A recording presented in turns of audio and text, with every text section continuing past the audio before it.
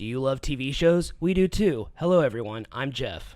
And I'm Anna, and we're the hosts of We Judge a Show by Its Pilot, a podcast hosted by us, a married couple with an endless love for TV. Whether you're searching for a new favorite series or ready to revisit an old classic, we're here to guide you through an infinite world of TV shows. Each episode, we watch and discuss the pilot for shows, while also sharing personal stories that parallel the storyline. So if you're tired of endlessly scrolling and not sure what to watch next, tune in and let us do the searching for you. We Judge a Show by Its Pilot. New episodes every Tuesday and Friday, wherever you get your podcasts. Your new favorite show is just one click away. Hello, everyone. Welcome back to our pod. Hey, how's it going? Did you have a good day off? I did have a good day off. So we are recording this on Memorial Day. Also known as Frankie's birthday. Yes. I was like... For a split second, I'm like, is this another holiday I don't know about? So we just came back from my dad's house. He had a little Memorial Day barbecue, but it is BBQ. Also little baby Frankie's second birthday. Little brother. We sang him happy birthday, and as you said, he was thinking to himself, what the hell is going on right now? Oh, yeah, it was so cute. We were all singing, and your dad was holding him. He was being very good. Did you post the video? I didn't post the video yet, but I'll post it. We'll post it. Yeah, it's cute. You can send it to me. I might post it on our Instagram. Yes. Oh, my God, people would love it. Happy birthday, Franklin. Happy birthday, Frankie. So we are... what felt like the longest month ever. Yes. Not in a bad way. I know I said this on another episode. Not in a bad way. Just we've had so much going on. We still got a few days left of this month, and we still have so much stuff to do.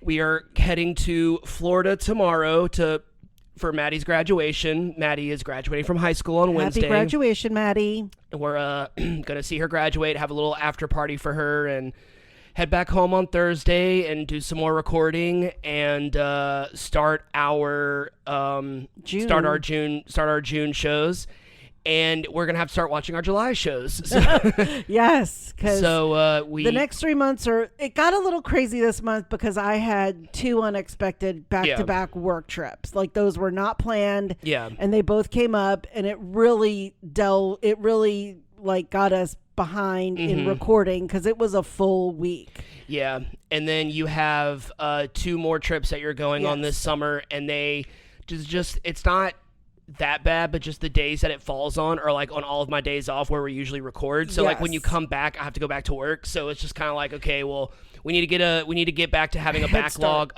of episodes like we used to have. We were doing good for a really long time, and then eventually, I guess after a year, it finally caught up to us. Oh, and yeah. We're good. We're good because we're not professional podcasters, and no one's paying us to do any of this. So like I've said before, I usually edit either the day before or the day of that I upload it. It's not like we have hot topic type, not the store, hot topic episodes where I really have to edit because we're really saying some controversial things. We're talking about TV shows. So I mean, like it's usually just the things that I usually cut out are when you yawn and when I click my tongue, because I do that a lot. And we both do it, but I do it a lot. And then a lot of times when I'm doing the episode, when I'm doing the plot summary, a lot of times when I lose my place, I'll be like, okay. And then I'll just kind of go like that. I'm like, okay, I need to cut that out. Like, yeah. And other than that, I really maybe just cut out like a conversation that we had that like didn't have anything to do with anything. Or we got sidetracked. Sometimes I go off on a tangent and I'm like, I'll re-listen to that. I'm like, what the hell was I talking about? I know, and then you get mad when I'm like, babe, and you're like, what? I'm like, you were just veering off. Or I've done it too, I'm sure. It's just stream of consciousness. Yeah. It's like even if we both get sidetracked all the time, kind of like what we're doing right now, but like I always know, I'm like, if this is irrelevant to the episode, I'll cut it out.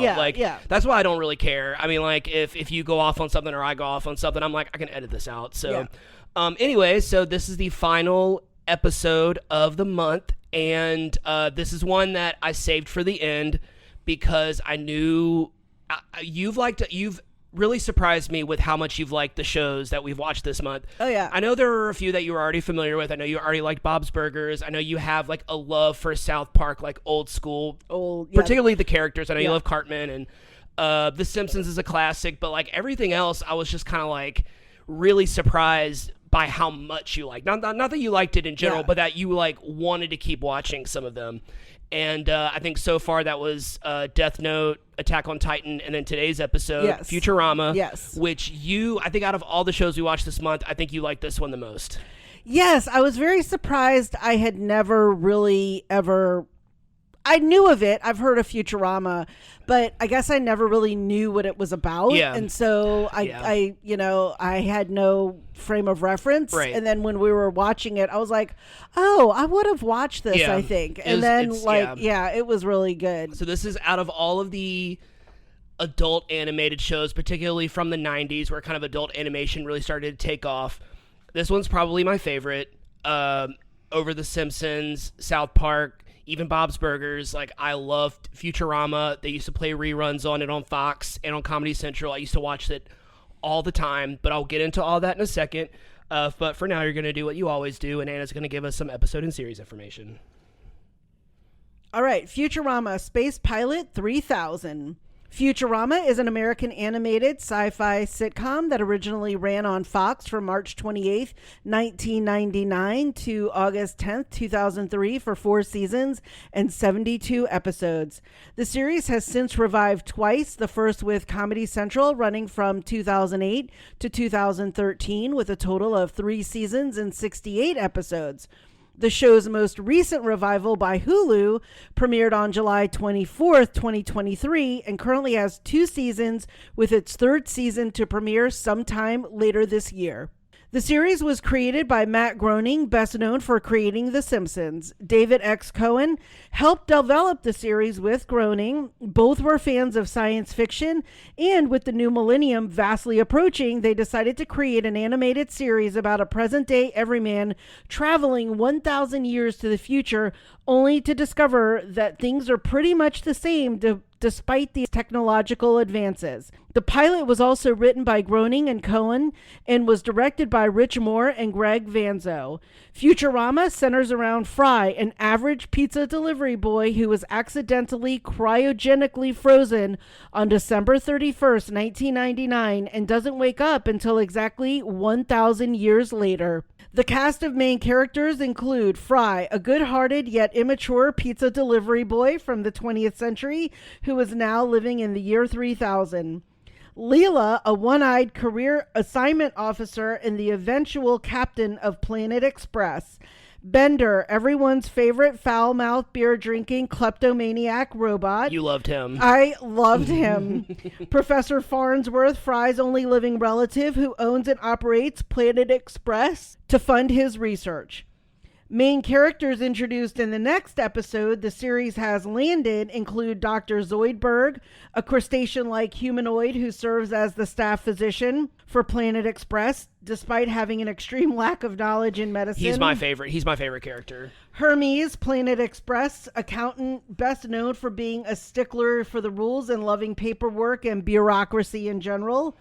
And Amy, an intern working for Planet Express, best known for being accident-prone and blunt with her coworkers. Billy West provides the voice for Fry, the professor, and Zoidberg.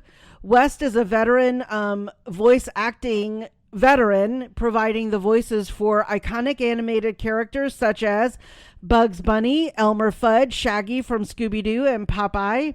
Katie Seagal, best known for playing Peg Bundy on Married with Children, provides the role of Leela. John DiMaggio does the voice of Bender. DiMaggio is another voice acting veteran doing voice work for shows such as Kim Possible and Adventure Time.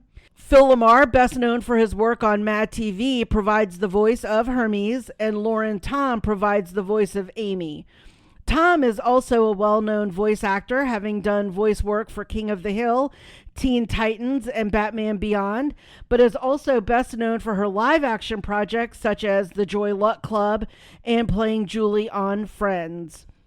Despite Fox's concern about the show's dark humor and themes, Futurama became an instant success, creating a huge fan base that praised the show for its smart humor, social satire, kooky sci-fi scenarios, and its sweet, heartfelt endings. The show has since become one of the most popular and beloved adult animated shows of all time, joining the ranks of The Simpsons, Family Guy, and South Park. You can currently watch Futurama on Hulu, Netflix, Max, and Peacock. Yeah, it's on a lot of streaming services. Yeah. I came to realize that. I guess because it's been owned by so many different properties, maybe. I don't know, but I think we watched it on Hulu. Yeah. Yeah. And so looking at this, like, the year, I mean, March 1999, I was like literally getting ready to finish law school. Yeah. So I didn't watch this, but I mean, I just remember it was in the quote unquote zeitgeist at that time. Mm-hmm. And then, I mean, I've seen it, the new intimations. I mean, I've always seen like little commercials or little trailers for it. And the thing I didn't include in there was the theme song was created by Danny Elfman. Oh, okay. And like, the theme Boingo song, Boingo. Yeah, the theme song is really catchy, and it's one of my favorite theme songs. I think maybe I talked about it on one of our theme song episodes where we talked about it. So we kind of talked about it a second ago, but so what did you think of the pilot? What did you think of kind of the show in general? I liked it because I've always liked that concept of, you know, cryogenically freezing yourself and, you know, what would happen if you woke up in the future, like how have things changed? Are they still really the same? Is the technology there? And so I liked that concept. Obviously it's cute and it's fun in an animated format. So yeah, I mean, I would definitely keep watching because I thought it was funny. It was clever. There were a little bit of things that were dark. Yeah. But I mean, I remember when that part came up, and you'll talk about it here in a minute. I was like, yeah. What? I was like, oh yeah. I was just like, they somehow manage to make it funny. But so the show came out, I was 14. I was once again the right time, the right age. I immediately took to it. I just immediately got the humor and I loved it. I was really excited to show you this show because I hadn't watched it in such a long time. The moment we started watching the pilot, I'm like, I could just keep watching this. I was like, I could just watch this whole season right now. Like it was a show that I just watched every single day because it used to come on like back in the syndication days when syndication was a lot more prominent. There would be 2 or 3 different channels that Futurama would come on at any point in the day. I remember it would come on Fox and then it would come on Comedy Central and I would watch it all the time, like all throughout high school, post high school. I loved that show. And with the sweet and heartfelt endings, so the show also has like I'm sure that there are a lot of sad-ish episodes on Futurama, but there is one very specific episode of Futurama. It's called Jurassic Park. And oh my God. Yeah, well, I remember telling you like the plot to it, and I was just like, it is, and all I have to do is go up to Jordan at work and just be like, Jurassic Park. He'd be like, bruh. Like, because I did it to him the other day. He was just like, Seymour. I'm like, I know Seymour. Yeah, there was the episode where they find a fossil of a dog, and turns out that it's Fry's old dog, and he thinks like, oh well, I hope he lived a happy life, and they find out that like he didn't, and that he waited for him in front of the pizza place until he died, and it was just such a sad episode. But like, then there's another episode where that has to do with like Fry's brother, and he thinks like it turns out like Fry's brother had a son and named him Philip after Fry, and like that son did a whole bunch of really great things for like space exploration and stuff that. So, you know, it was like, I think in his mind, Fry thought that he would disappear and that no one would remember him or care that he was gone. And kind of throughout the show, you figure out that like Fry really did have people in his life that loved him and cared about him. And it made him it kind of like matured his character a lot. And like the whole relationship between him and Leela kind of evolved by him kind of growing up and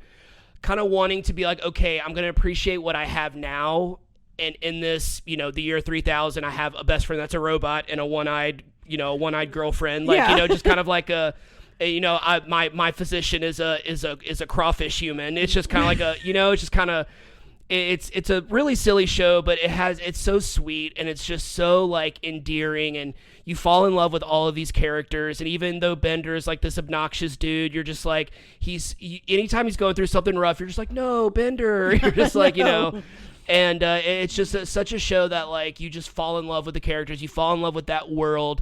And I do love that they make it a point to be like, the only difference is the year and the technology. All of the other bullshit is exactly the same. Like with getting a job and dealing with people, and it might be an alien from a different world, but it's still the same attitude that we have now. And it's just like there's been no like evolution with like the way we think or the way we act. It's just different advances in technology. Yeah. Okay, so the show takes place. The beginning of the show takes place on December 31st, 1999. If anyone was alive or if anyone was conscious in 1999, they have to remember Y2K. Oh my gosh. The world was coming to an end. The world was coming to an end. So was it, they were afraid that all of the computers weren't going to turn to January 1st, 2000, and we were going to lose all of our data? Yes. Like the stock market was going to crash. Yes. Everything was going to crash. Banks, people were taking out their money. People like ATMs, you probably didn't have a bank account at 14. So people were like, take your money out, you know, put it under your pillow until we can figure banks out. And I mean, people were going nuts. And so I think you were going to ask me about like where I was that night. So I was in Seattle. I had graduated law school a few months, 6 months earlier. Got my job with the company I'm with, and had moved to Seattle. So I had just come home for Thanksgiving. Okay. And so for Christmas and New Year's, I didn't have any more vacation time left. Gotcha. So I was in Seattle, but that is also the home of Microsoft. And so everyone was even more heightened in Seattle. Like, I can't even tell you, people were going apeshit. So my company, we had been doing tests on our laptops, like they were from the home office, like doing manual change dates over on our computers to see if we would lose like all of our customer information, all of our product and like accounting information. And they kept doing all these tests. That's so funny. And nothing would happen. Nothing would happen. Everything was fine. And then so again, there were like news outlets. Everyone were at like tons of news outlets were at like the Microsoft campus and like waiting to see what was going to happen. And people were saying like, you know, it was kind of it. Well, I will say it kind of reminds me of the time when we were in the pandemic of like buying stuff. Yeah. Because people kept thinking like, we're not going to be able to go to the store because like the registers are not going to work and, you know, they're not going to be able to take money. And again, I was just like, isn't it just like any other day? Yeah. Like I just like, again, I was very, very new to the computer world. Like I had a computer for school, but I was just writing Word documents on it. I wasn't doing major like building of computer systems on my, you know, on my gateway computer that I used to have. But so I remember that day, it was maybe like literally December 30th or 29th or something. I went to the grocery store and I went to Target because I was like, okay, let me see what food I can get that, you know, might last me 6 months. So I stocked up like a whole grocery cart of like ravioli and tuna fish and all kinds of like stupid regular groceries, but stuff that would last. Then I went to Target, and because another thing that they were also worried about was like the electric grid and like what was going to happen with that, where like things going to go haywire. And so it was winter, obviously, in Seattle. So I was like, oh my God, what if the electricity goes out and, you know, I don't have access to my heater or whatever. So I remember going and I got a bunch of like those fire log things, because the fireplace in my apartment was an actual physical fireplace that like you put logs in. So I got one of those like fire logs. I got about like 6 or 7 of them. Those like Duraflame logs. Yes, that. And I was like, well, at least I can maybe stay warm for a few days. Like, you know, like those were going to last me for like a week if tops. And then the other two things that I got, I want to see if you can guess. What are the other two things that you think I purchased in my quest of just making sure I had stuff? Did you say toilet paper already? No, I did not. Toilet paper? Yes. Coffee? No, which is crazy, but... Toilet paper... Tampons? Yes. Okay. Yeah, toilet paper and tampons. Because I was like... Hey. Yeah, I was just like, well, I will always use the toilet paper. I mean, it's not going to go bad. That was definitely one thing, like, was not going to go bad. And then I was like, yeah, I can't live without tampons. I think I literally bought about 6 to 9 months worth of tampons. Nice. And the lady at the register was like, that is the first that I've seen of that purchase in the past week or so, because she was talking about like all the people that had come through the register with like people again buying batshit crazy stuff. And she goes, I think I need to go and get some toilet paper and some tampons. She's or like pads or whatever she did, you know. And I was like, hey, there are just a couple things that I can live without, and these are not two of them. I'm like, I've got to have a tampon. And so she was like, you go, girl, get what you need. So, yep. So I was in my apartment. I remember waking up on December 31st and turning on the news, because that's just what I did. I had a TV in my bedroom and a TV in my living room in my apartment. And I turned it on. And the first thing that I woke up to was Australia was already celebrating the year 2000 because they're ahead. So I was seeing that was on NBC. And then I just... I don't remember what day of the week it was, if I went to work or if I just stayed home all day. But I remember just watching the news and getting home and probably watching Dick Clark's New Year's Rockin' Eve and waiting for the world to implode, and nothing happened. I might have like had like a glass of wine and went to bed, and woke up the next day and turned on my computer and everything worked and looked okay. And I probably didn't have a lot of money in my bank account, so that one wasn't what I worried about. I did hope, though, this is the one funny thing that I did hope for, was I hoped that Sally Mae lost all of my student loans. That did not happen, though. Yeah. I mean, I'm like, come on, if anything can be lost, like, y'all could forget about those. Right. But they were not lost. Wishful thinking. Yeah, wishful thinking. So do you remember what you did on that New Year's Eve? Or Okay, so I was in 9th grade. Okay. I would have been 15. I would have been 15. I was in 9th grade, and I remember... This was just the late 90s, the mid to late 90s, when there was like an end of the world movie coming out like constantly. There was, especially like 98, 99, there was like Deep Impact, there was Armageddon, there was The Matrix, there was End of Days, there was Stigmata, there were just all these like end of the world type movies. So like I didn't fully, I remember every time someone explained what Y2K was, I would be like, so what's the problem? And they would just be like, oh, well, the computers won't know that it's the year 2000. I'm like, but it's a calendar. I was like, that's just how calendars work. It's just going to go to January 1st, 2000. And I didn't understand. And I was very lucky that I did have such a tech savvy father who was up to date on all of the tech stuff, who knew about all of the tech stuff. And he was just like, we're going to be fine. Like, don't worry about it. Like, and I'm just like, okay, you know, I was just like, cause I was 15. I didn't care. I was just like, okay, whatever.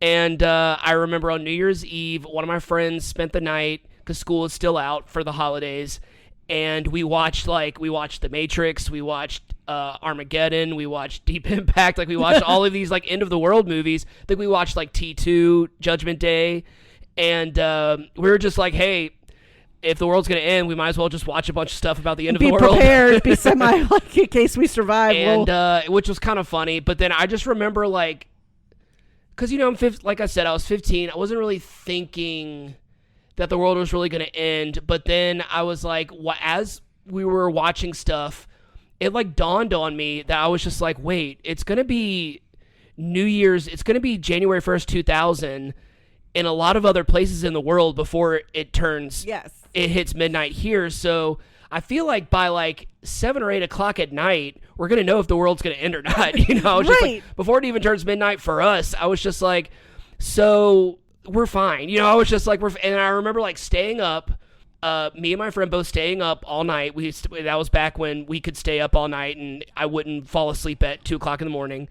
And I remember sitting at my computer, waiting for it to turn midnight, and just like looking at my computer, and just like, and then it hit midnight. And I looked at January 1st, 2000. I was like, my dad was right. I was just like, people are so dumb. I was just yeah. But I think so much of it was we had such and I think a lot of people, young people today, don't fully understand how quickly technology advanced in the late 90s, like, and how it just in between like the year 1995 and 2010, so much happened.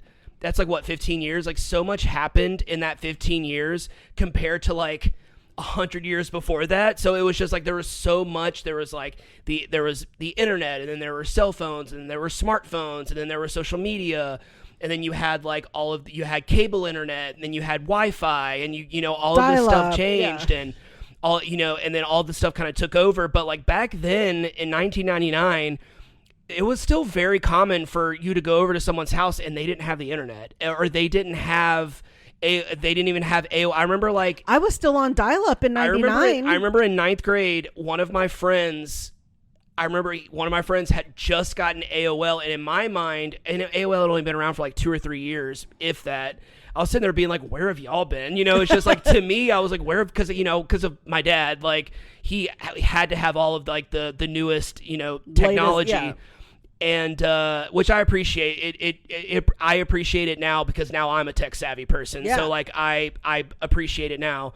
But a lot of people just didn't have the know-how, and didn't have the information and the knowledge of technology, and so they're just doing what people do still now to this day. They go on the news, and they watch the news, and they just repeat, and they just believe everything that they're told. And then whatever crazy conspiracy theorist is at your coworker that's like a crazy about the end of the world, you believe him. And it's just like, you know, it's just so funny now, because I'm sure there's so many people now who are like, oh no, I didn't believe it. I didn't believe in Y2K. And it's like, yeah, you did. You know, it's just like, obviously enough people did, because everyone was going crazy.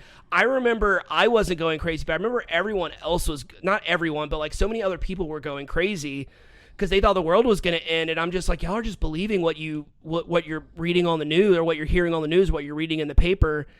And not much has changed. So it's just like, you know, speaking of Futurama, we're still the same dummies that believe everything we read. I think something that you said was really good was, back then, how the technology has changed. But, and again, I'm not diminishing that you were just 15. Yeah. But like I said, was I had only ever used a gateway computer, right, and I had only really used it to do papers for law school. So I used Microsoft Word and maybe PowerPoint. Oh yeah. And for like AOL and Yahoo email. That was all I used it for. Yeah. When I moved to Seattle, I used apartment.com to try to find my apartment. Still exists. And it's still there. But then when I started working, I was using a computer, and it was the first laptop I had ever had. Oh my God, it was so heavy. That was like the other thing. But, you know, I mean, I had like a lot of stuff on that laptop, and I just remember the fear that I was going to lose all of my work. Yeah. All of like my outlines, all of my class materials. And I think that was what our work, the media, everybody was putting in, was we were going to be losing all of this stuff that we had now developed a new way of doing. And it was just going to happen overnight. Yeah. And I think there was this idea like, oh my God, like we're going to lose all this, where, you know, like I said, I was hoping they were going to lose my law student loans. At least let's lose some debt. Let's lose some debt, not like my class outlines. But what's kind of funny is from that time, obviously things that happen, like your laptop's crashing and stuff, you know, happen all the time. Yeah. I remember when my laptop crashed, I think it was around 2005. I remember being initially upset because I was like, oh my God, I lost all of my work. And then I was just like, oh, well, I guess I'll just start over, you know? And that's how I look back on Y2K, is like, I guess we would have just had to all start over. Like, Yeah. what were we going to do about it? Right. Like, that was the other thing was, I mean, I was not a millionaire, so I wasn't going to be losing millions of dollars, because that was what was funny, was people were like all taking their money out the banks and moving it here, moving it there, well, like whatever they were doing with it. And I was like, yeah, I don't have that problem. Yeah. I was like, so that wasn't an issue for me. So and even back then, we were still so paper dependent. Like, we were not, nothing was paperless at the time. I mean, like, you couldn't just payroll email, checks. you couldn't just email a paper to a professor. Like, you still had to at least print it out. Yeah. You still had to physically mail your bills to pay them. I mean, I'm sure some people paid online for some things, but like,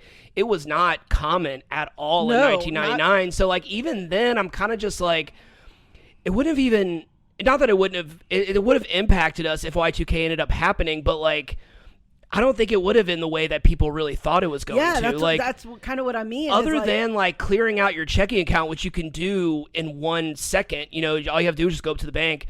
But like, yeah, it's just really, and then once it's January 1st, if everything crashed, then they can just like reset everything, and then you could just like redeposit all of your money. Like, thinking about it now, if we were scared of Y2K now, it would be a lot more serious. Oh yeah, because we are completely paperless. Like, I have not physically paid a bill. I can't even remember the last time. Like, when I lived, like, almost 10 years ago. Yeah. Yeah, like almost 10 years ago when I lived in my apartment, I had to physically go drop my rent off. Yeah. That's it. That literally is it. Everything else I paid online. So it was like, that was the only thing I had to do, and that was 2016, 17. So yeah, it's just kind of funny thinking about it now, because it would be a lot more serious now than it would be in 1999. That, and like the other thing you said, how much technology we have access to, dating apps, camera phones, videos. You know, what happens to all of that, and is it shared, and where does it go? Like, that could be dangerous. Right, and the other thing is that, like I said, with technology just hadn't been that advanced for that long, we were not dependent on technology back then. Now we have generations that only remember the internet and iPhones and smartphones and all of that. You know, there are adults now that are 18, 19, 20 plus years old that like have never that have only known the social media era and have only known the internet era. So it's just like, I know I just said it earlier, but like, it's just funny, like thinking about it back then, being like, I don't think it would have been that big of a deal, you know, if everything, it would have been a big deal to some people, but like for the most part, I think we would have been okay. Yeah. I don't think the machines were going to rise up and kill us, you know, like in like Skynet. Yes, exactly. There would have been no Skynet. All right. The most important question of all time. I'm scared. So this is all about traveling to the future. Yes. There are several episodes, I think, where they time travel on Futurama. I can't imagine them not ever doing that. So I think the ultimate answer is that neither one of us would ever want to time travel, because we don't want to mess anything. I don't want to know what's ahead, because I feel like I would just be anticipating that. And then, of course, I'm scared to go into the past, because I'm scared of messing things up. Changing the continuum. Because I love our life, and I don't want that to change in any way, shape, or form. Even though we both have had, you know, tough roads and we've gone through obstacles, it's what made us who we are. I don't want to change anything. Correct. But if you could choose, would you rather go to the past or the future? It doesn't have to be your past. It could just be the past. Yes, to both. Because I've always said stuff like, I would love to go and see like the founding of my sorority. Yeah. Like, I want to meet the founders and be like, gosh, y'all were so amazing to stick by your friend, to form your own group when the other group didn't want to accept her. And that was how my sorority started. So like, to go back to New York in that Gilded Age time would be amazing to me, just to sort of see it, be a fly on the wall and go back into our time now. And then other times, like maybe to see like my parents grow up or see other major events happen in the world, but not not affect them in any way. What were you going to say? I was going to say, you have said before that you would have liked to have seen New Orleans back in the day, back in like the late 1800s, like Gilded Age era as well. Like the founding, actually like 1718 was when New Orleans was when they first came over, Iberville and Bienville. Yes, to see what it was like in the streets of the now French Quarter. And obviously I really wouldn't want to live then because it was full of like yellow fever and disease. But I love the history of our city, and I would love to have been here to see what it was like back in that time. In the future, yes, because like I would love to see what happens to our family, our next generation. Obviously, you know, Patrick and Ashley are about to have a baby, and what happens when they grow up. We won't be here forever. Yeah. But, you know, like, I think for those things. My boo. I know. But for those things, but again, not to affect time. Not to affect what happens, just to see. It got a little emotional on me. I know. All right, so if I were to go into the past, I would want to see. I wouldn't want to go too far back. I don't want to go back to like before electricity because I know the reality of before like cars and stuff like that. I know the reality of is that everything had to have just smelled like horse shit. Like, for sure. The streets just had to have smelled like everything. Just had to have smelled like shit. People weren't showering. There were no toilets. People weren't wearing deodorant. There was no plumbing. Like, I'm good. Like, I would love to see certain things, but like what I would really love to go see is like, I'd love to go to New York in the 70s and go to like CBGBs and see like all of these punk bands play for the first time, see like the Ramones play for the first time, see Joan Jett and the Runaways play for the first time, seeing all these like iconic Blondie and Talking Heads, and see all these like iconic bands that I love so much.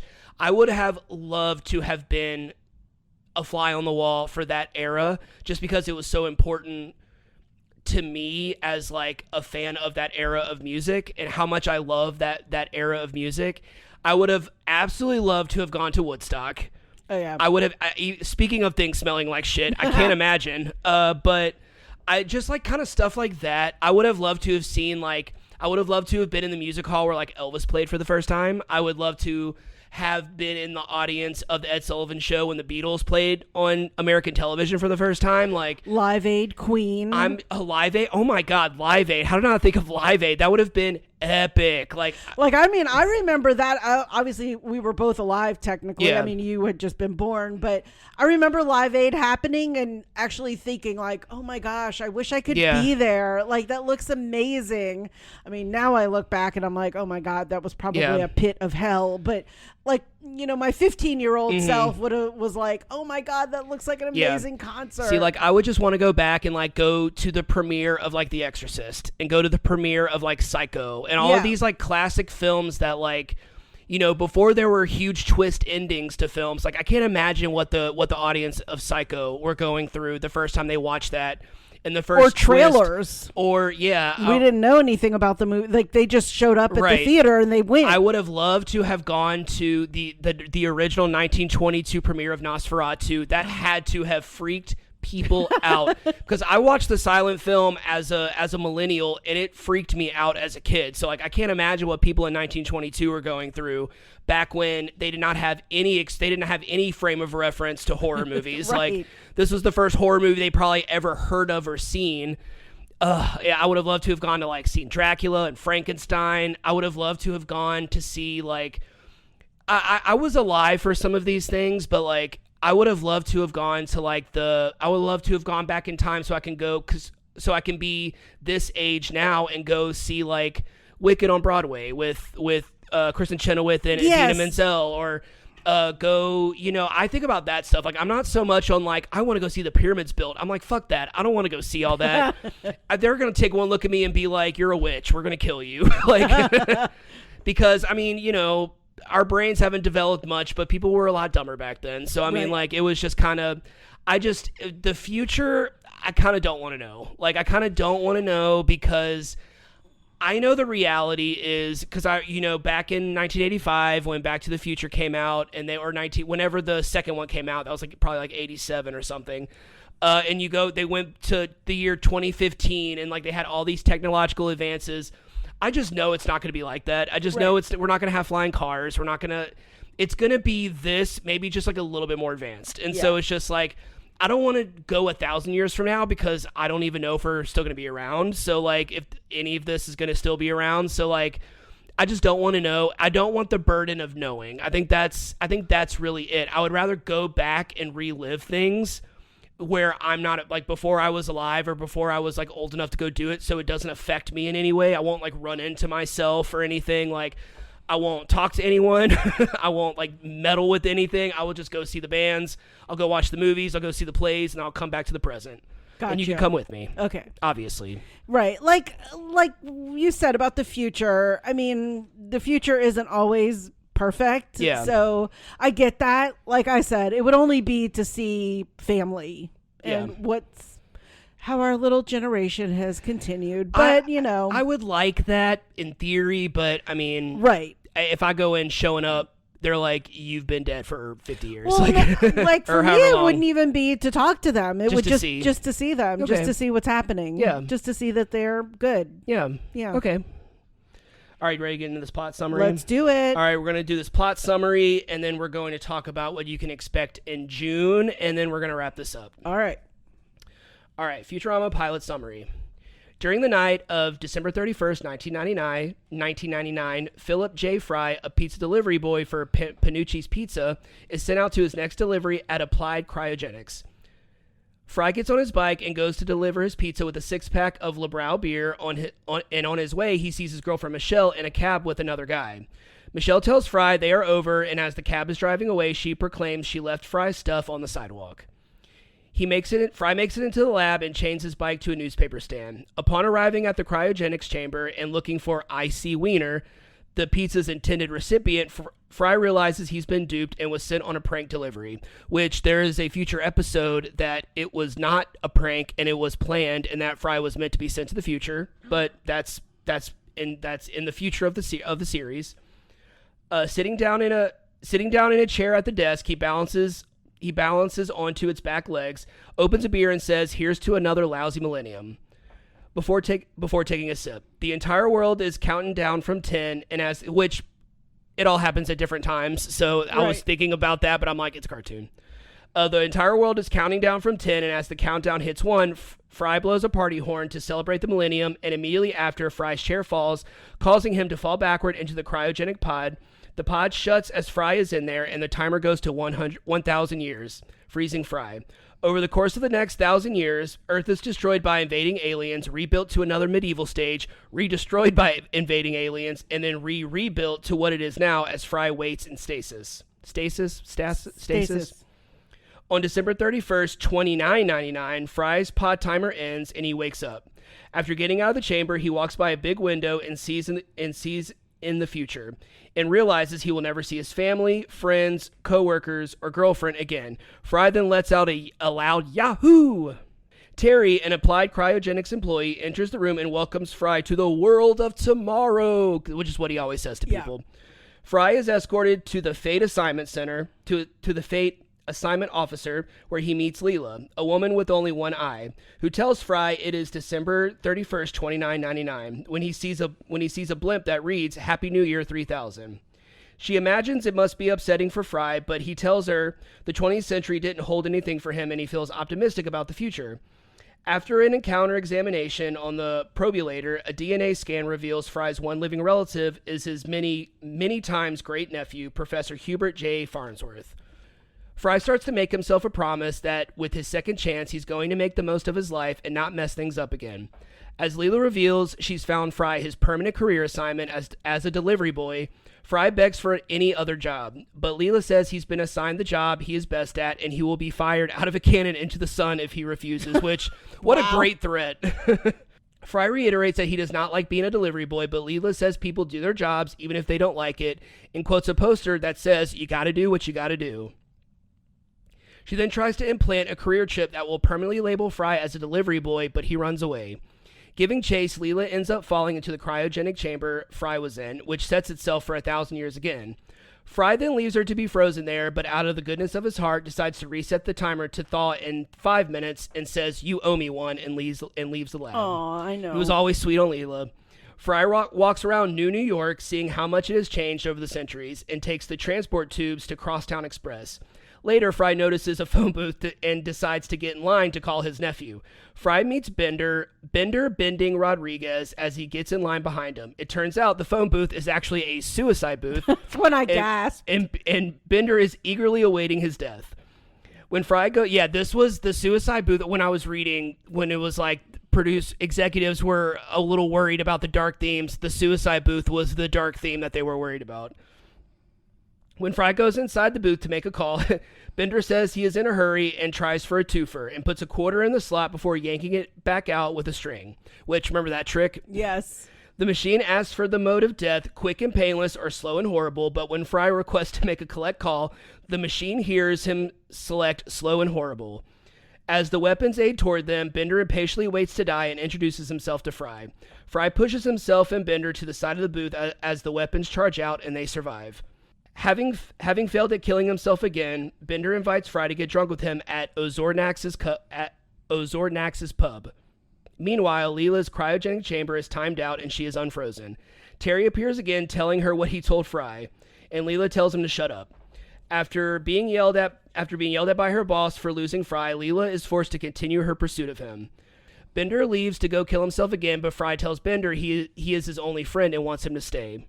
Leela spots them inside the pub and requests backup, to which URL and Smitty respond. Bender takes Fry into the head museum, where the latter meets Leonard Nimoy's head. Leela catches Fry and walks towards him, but he backs into the U.S. president's, causing Richard Nixon's head to fall off the shelf and break. Nixon starts biting on Fry's sleeve like a dog, and URL and Smitty start beating up Fry. Leela advises them not to use force, but after Smitty tells her, "Keep your big nose out of this eyeball," Leela takes offense to the nose insult rather than her eye and beats up URL and Smitty and tells them they were out of control. Fry and Bender hide in the Hall of Criminals. Fry asks Bender to bend the bar so they can escape, but he is only programmed to bend for constructive purposes. Bender tells Fry he is full of crap, but after his antenna touches the light bulb socket, electrocuting him, he changes his mind and agrees with Fry. After successfully bending 2 of the bars off, they make a break for it. Fry and Bender enter a grate leading into the ruins of old New York, where Fry relives old memories. After realizing everyone he knew is gone, Leela approaches the two. After Fry asks her to leave him alone because of how miserable and lonely he is, Leela tells Fry she understands what it is like to be alone, revealing she is the only one-eyed alien on planet Earth and does not know where her parents are from. Fry gives up and resigns to becoming a delivery boy, letting Leela implant his career chip, but Leela instead removes hers and declares she's quitting. Fry, Leela, and Bender track down Professor Farnsworth, who doesn't believe Fry is his uncle until it is confirmed on one of his machines. As the professor is showing them around his delivery company, Planet Express, the police knock on the door, having tracked them down. They manage to get away on the Planet Express ship in sync with the countdown of the year 3000. As they prepare to take off, the police have cannons aimed at the building, ready to fire at them should they try to take off. As both countdowns reach 0, they blast off with the fireworks, celebrating the new millennium. Fry realizes that without jobs, he, along with Leela and Bender, will be fugitives forever. Farnsworth then asks him if they would like to be his new delivery crew. Fry is ecstatic, but Leela says they don't have the proper career chips. The professor reveals he saved the chips from his old crew in an envelope labeled "Contents of Space Wasp's stomach." Fry asks Leela if they will fly through space, fighting monsters and teaching alien women how to love. And Farnsworth clarifies it as transporting cargo. Fry asks what his job will be, to which the professor answers as in ensuring that the cargo reaches its destination. Fry then confirms that if that means he is going to be a delivery boy, and Farnsworth says exactly. Overjoyed with his new job, the Planet Express ship flies off into the cosmos as the episode ends. End of episode. So Episode. So cute. It is a very cute, very charming, very fun. Even though the suicide booth was kind of dark, like it was still a really funny episode. It just continues to be funny. It continues to get funnier and funnier. they have a bit where it's the lost city of Atlanta. That's funny. And then there's like all these like really funny things, and like there's like all of the mutants that live in old New York, and so really cute show. Like we said, it's on like 4 different streaming platforms. It might be on more. Those were the major ones that I wrote down. So that wraps up May for us. And we have a really fun theme for June. Yep. Once again, you nailed it. You nailed it. I nailed it. And Amanda. We have a really fun theme for June. So when you think, June is the beginning of summer. And the thing that, it's not so much a thing anymore, but for a really long time, there was the summer blockbuster. Oh, yeah. All of the big movies came out during the summer because that was when kids were out of school. You were more available to go see movies. Yeah. And I believe Jaws was the first considered the first like blockbuster, summer blockbuster. So you came up with the brilliant idea. Yes. To for June, it's going to be summer blockbuster month. It's going to be TV shows that were adapted from movies. Yes. So we have remakes, we have adaptations, we have continuations, we have prequels. Like we really tried to make this as various as possible. Try to have as much variety, different genres, new stuff, old stuff. Exactly. And I think we did we're almost done watching the movies for June, and it's been a lot of fun watching the movies and watching the pilots for the shows. But the very first episode that we're going to do for June is going to be our 100th episode. 100. It's all about the Benjamins. It is all about the Benjamins. Ben Franklin. And it is kind of fitting that our theme is summer blockbusters, and our 100th episode will be probably the newest show we've done. Like the closest to when it started. Maybe Tulsa King might be the only one that'll be like close to the newest thing we've done. But we are doing the 4 seasons. If you don't know about it already, it's a show that's on Netflix. It just premiered like earlier this month. Yeah. Like so that 2 or 3 weeks ago. So this is like, so by the time this episode comes out, it'll be a week from now. So it'll be less than a week from now. It'll be just a few days from now. Though the show will have only been out for a month. Yeah. So it already got picked up for season 2. Yep. We're really excited about that. You introduced the movie to me. We'll get into all that, but like you introduced the movie to me, and I loved it. I have my critiques, but like we always do. Yeah, and I'll talk about why it's special to me then. Okay. But, yeah. And it's also fitting for another reason that it will be our 4th season of this pod. So we'll be celebrating in June 1 year of doing the 4 pods. seasons. Oh, that's true. So 4 seasons. We will have completed 4 seasons of the pod. That is really cool. Yeah. And that, because it was crazy, because we had already had the month planned. Then I saw this trailer hit Netflix, and I was like, what is this? And, because I love the 4 Seasons movie from back in 1981. And when we watched it, I was like, we have to do this. This has to happen. And it also fit with our anniversary. It was also very serendipitous because at the time the movie was not available anywhere, not even to get on, not even to find on DVD. And then I went and looked it up, and I was just like, oh, it's going to get added to Netflix in like 2 days or something like that. It was crazy. You were like, thank God. So now, because we really like to do, even though like this is a podcast about TV shows, if we're going to do something based on a movie, we're going to talk about the movie on the episode, I would prefer to at least be available to rent. Yes. On video on demand on like Amazon or YouTube or Fandango, whatever you use. Yeah, we want you to have access to it. Or Google Play, whatever you use. Yes, I want you to at least have access to it. All the TV shows that we're doing for this month is going to be available on a streaming platform, and all but one movie are going to be available on streaming platforms. There's one movie that we had to rent. Yeah. I bought it just because it was like, we might as well. That's always my thought. I was like, we're going to watch this again at some point. Yeah. And we just watched it, and it got us in all the feels. So we're about to watch the pilot for that movie. Yes. So yeah, we're really excited. This was such a great The idea. pilot for the TV show. Sorry. And this was a really good idea, but I have to say the month of May so far has been my favorite month of our podcast. Just the because, adult animation? Yeah. It has just been so much fun. It has been so...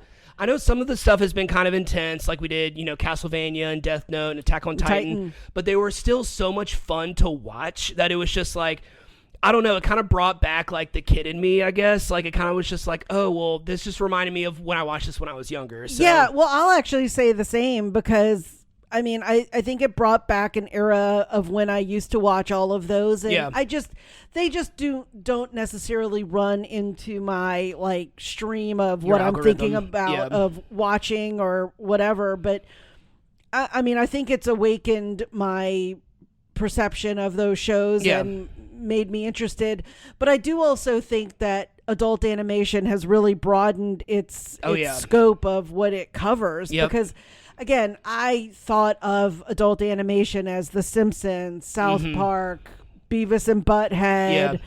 I mean, there were some that were a little dark, like Eon Flux back in the day. But I loved that show. Again, I didn't have a really current perception of adult animation, and you really dug out some good ones that I really enjoyed. Yeah. So we hope you've maybe watched a couple new ones that I've been looking at the numbers, and some people have been listening. A lot of people have been listening to our episodes this month, so I think we've inspired some people to maybe watch some of these shows. Hopefully. So Nick had messaged me earlier, and he was just like, he's never watched Brooklyn Nine-Nine before. So he texted me while we were at my dad's house today, and he was just like, we just listened to the Brooklyn Nine-Nine episode. We're starting it right now, and I'm just like, you're going to love it. It's just like, you're going to love it. He's actually watching the show? Yeah. Oh, okay. Yeah, so because he listened to our episode, then he was like, we're starting it right now, and he messaged me. I didn't get to message him back because I was driving, but he was like, I can already tell Rose is going to be my favorite character. And I'm like, she is the best. Oh, my God. Mita Bell. Yes, I love Rose.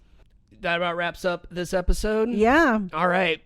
Well, it's been a fun month, and we have another fun month ahead of us, and you will be hearing it on Tuesday with the 4 seasons, and then the episodes following. All right, that wraps up this episode. Thanks for tuning in. If you haven't already, go ahead and follow us on whichever platform you're listening to this podcast on. That way you'll be notified every time we publish a new episode. You can also follow us on Instagram at WeJudgePilotPod. We're also on Facebook. You can leave us a comment, suggest a show for us to watch, or leave some emojis in the comments. What you got? All right, I have the robot, the dog, pizza, the bike. The dog. The aliens, beer, the sun, the light bulb, the spaceship, the ice, the eye. There is like a one singular eye. There is, fireworks, the calendar, and I have, oh gosh, what did I write here? Let me see. It was after ice. DNA, yes, the DNA. Wow, babe, you can translate my handwriting. Yes, the DNA. There's like a little DNA. I kind of do it for a living at work. I have to translate people's handwriting. Yes, so yeah. All right. Well, we are going to head out, but we'll talk to you soon. Thanks for listening.